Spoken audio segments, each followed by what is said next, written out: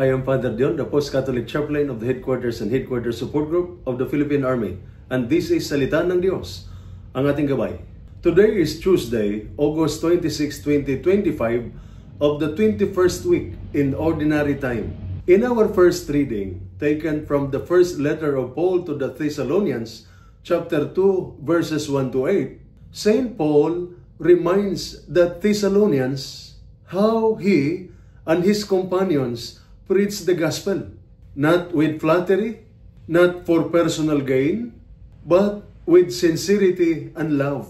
He says, "We were gentle among you, like a mother caring for her children. So we were determined to share with you not only the gospel of God, but our very selves as well." His leadership is rooted in authenticity, not in appearances. In the gospel taken from Matthew chapter 23, verses 23 to 26, Jesus criticizes the Pharisees for focusing on small rules while neglecting the bigger matters: justice, mercy, and faithfulness. They look good on the outside, but inside their hearts are far from God. Jesus tells them and us to first clean the inside of the cup, that is, our hearts, so that our actions may flow from genuine love for God.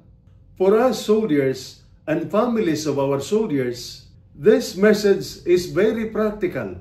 Leadership and service are not about decorations, positions, or outward recognition.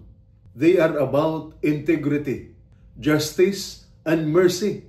A soldier's true honor is not in the insignia he wears, but in the lives he lives, with sincerity, courage, and a heart that seeks the good of others. A family's true strength is not in material possessions or status, but in faith, love, and sacrifice for one another.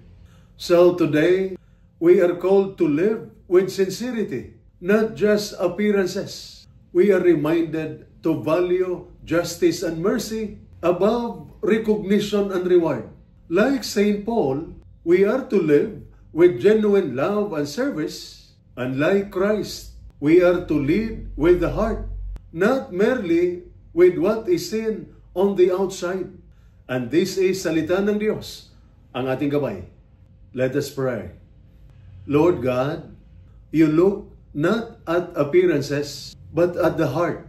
Bless our soldiers with sincerity, justice, and courage in their service. Protect them in times of danger.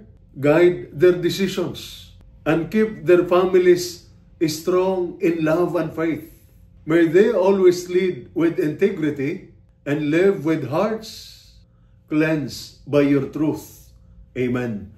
And may the Almighty God bless you and your family, the Father, the Son, and the Holy Spirit. Amen.